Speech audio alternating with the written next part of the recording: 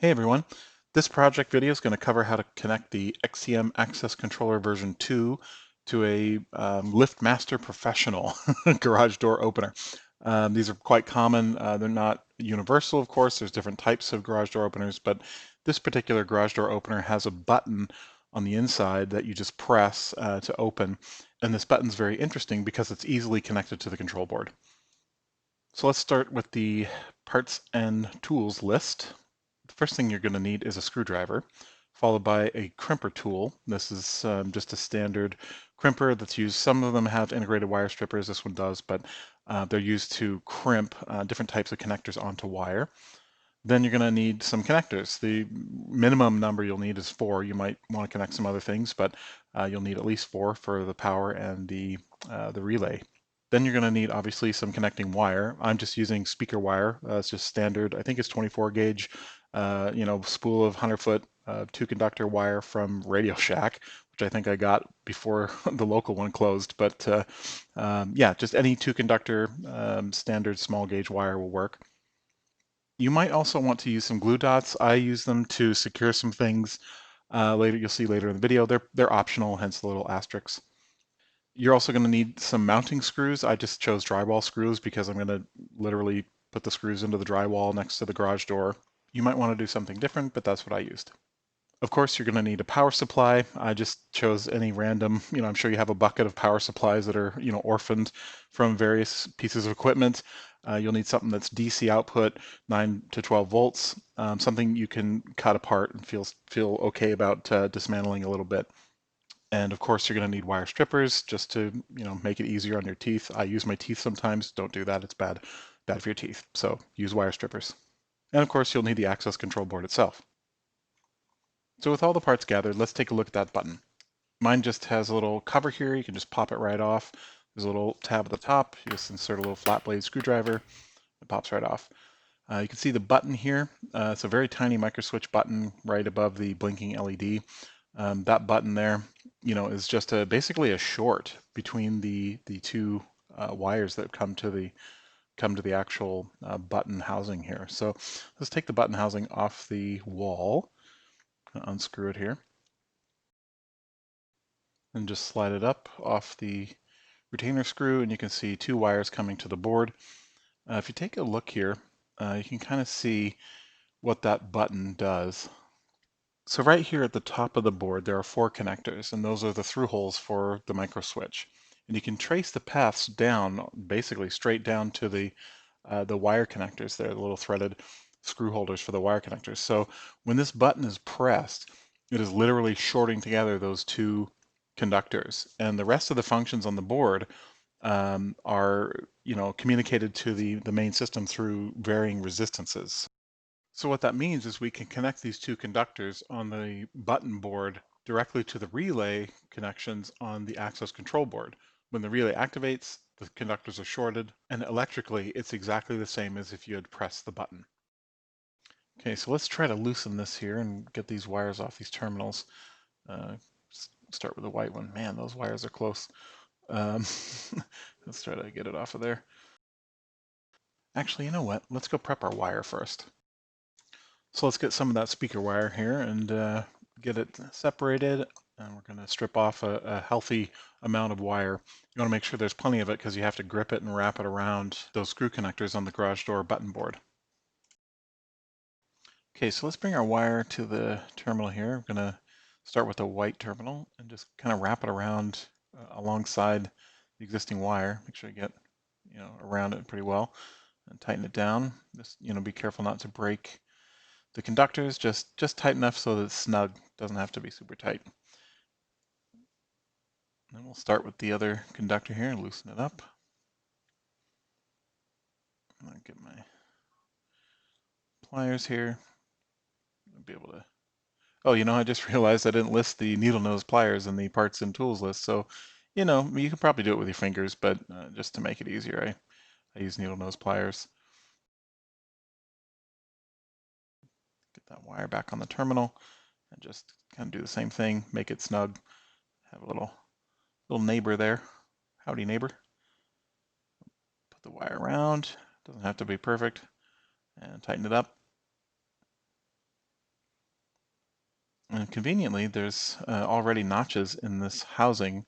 Those notches are there for installations that don't have holes in the wall, where you just bring wire along the outside of the wall. So it's rather convenient for us. So we'll just put it back on the wall here, flatten that out, get the screw. I'm going to put that screw back in and basically finish up here.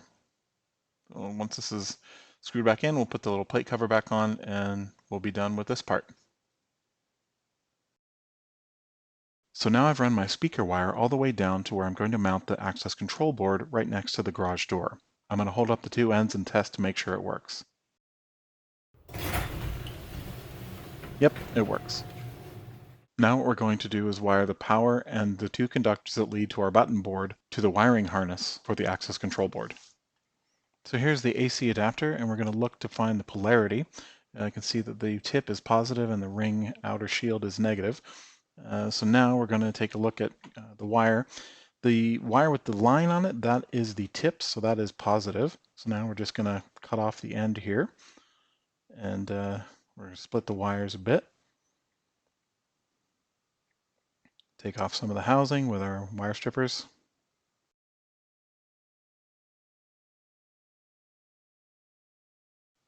I like to twist them just to get more stability from the leads.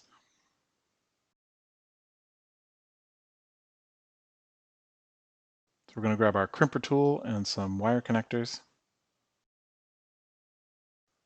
And we'll start with the positive side here. So we'll grab the red wire from the wiring harness. It leads a little long, so we'll trim that down from my testing earlier.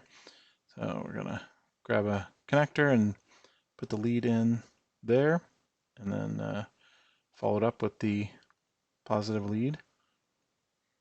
And now with the crimper tool, we do one side, just puts a crease there and forms a friction fit pretty good. We'll do the negative side. Again, let's get it untangled here. Put the end on. Let's see, we're going to have to trim that one too.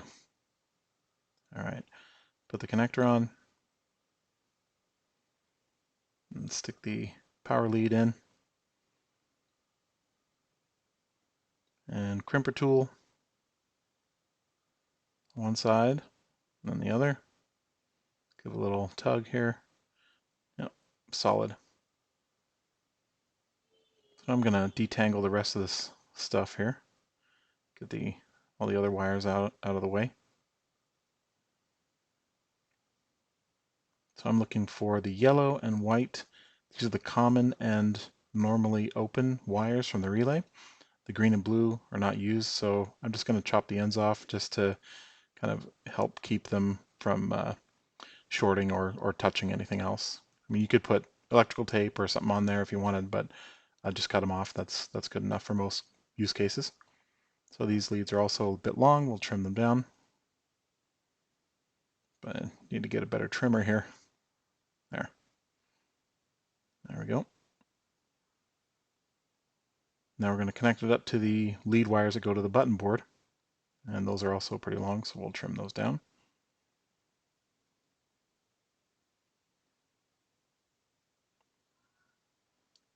Get a connector on. Go with the common white wire first. It doesn't really matter. Polarity for this doesn't matter at all because you're just shorting these two wires together with the relay. So just pick any one that makes sense. Crimp it.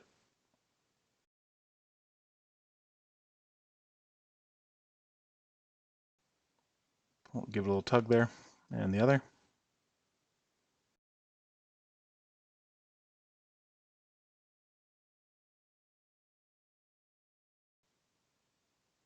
Now these connectors, these are actually telephone wire connectors. They're very small, so they don't take a lot of crimping and they're pretty reliable. So now we've got our wiring harness, we've got our connectors. Let's get it connected to the board. So now I'm just going to mount the board, no case or anything, just mount it to the wall. I'm going to use my drywall screws and the existing mount holes in the board. You might notice that I have kind of cut off the excess wings on the PCB. They have these extra mount hole patterns that are attached to bits of PCB that you can easily cut off. It's kind of perforated with through holes. So to make the board shorter, I went ahead and removed those pieces. But there's still 3 different mount holes on the main PCB that you can use to mount with. I'm just going to use the top 2 here. Now I'm just going to connect my wiring harness to J1 on the board, and that's it. Next thing we're going to look at is attaching the antenna. So you can see I've plugged the antenna into the board, and I'm just going to pull it up and over the weather stripping, and I'm going to make a small cut here with some scissors and push those wires right into that cut.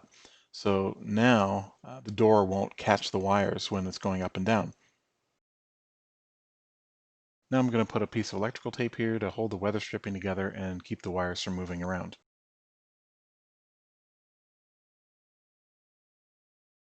Now I'm going to put the antenna inside of a small polymer bag for weather protection. I just slide it inside the bag and seal it down to the wires. Now this is where the optional glue dots come in. I'm going to fix some glue dots to the back of the bag to hold the bag and the antenna to the garage door frame. This is a good non-permanent way to put your antenna outside, which is great, especially if you're renting and can't leave any permanent alterations.